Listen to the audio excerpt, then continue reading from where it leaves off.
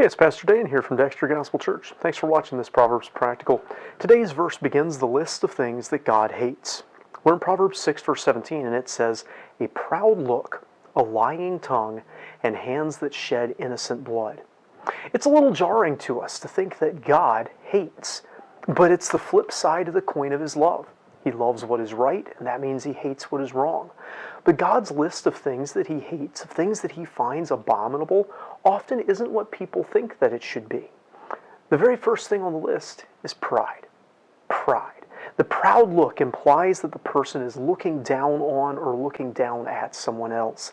This is someone who thinks themselves superior to another person. They are haughty, and God hates that.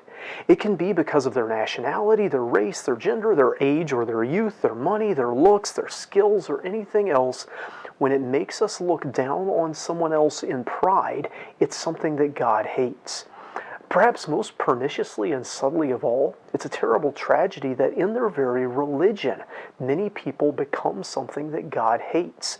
They're proud, they're haughty. They look down on others because those others don't share their faith, their belief, or their behaviors.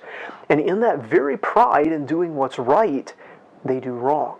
And so fall prey to a sin that in some senses is even greater than the ones that they're sneering at others for. We're inclined to sneer at the drug dealer, the homosexual, the fornicator, the adulterer. But God is disgusted by the people who think that they're better than those people and have the right to look down on those people.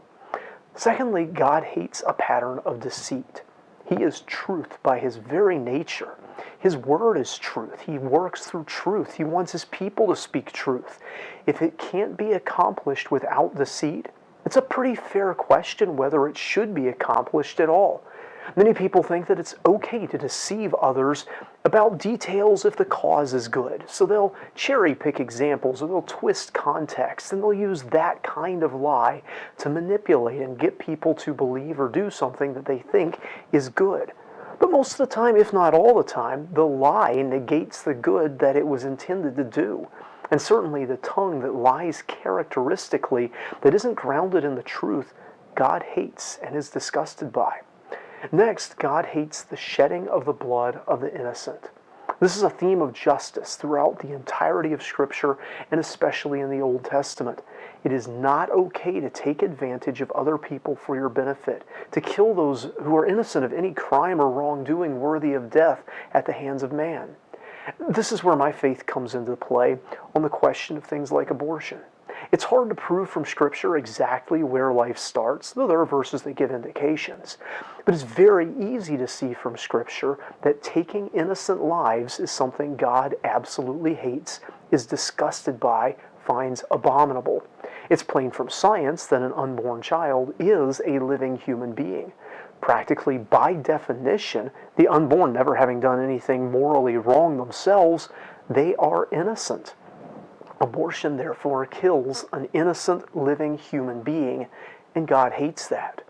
This applies not only to abortion, though, but also to school murders, or to collateral damage in war, to tactics for fighting crime or wars that end up harming innocent people. There's a good reason and a deep wisdom in a justice system that presumes someone's innocence until they're proven guilty, because it's never okay to victimize the innocent in order to attack the guilty. God hates it any time the innocent are killed, because those are people who are made in His image, and He prizes His image, and He expects us to prize His image over virtually any advantage or benefit we might gain for ourselves. If we won't love man whom we have seen, how will we love God whom we have not seen, as John puts it? This begins the list of behaviors the Lord hates here in Proverbs, but it doesn't end it. Our next video will continue that look.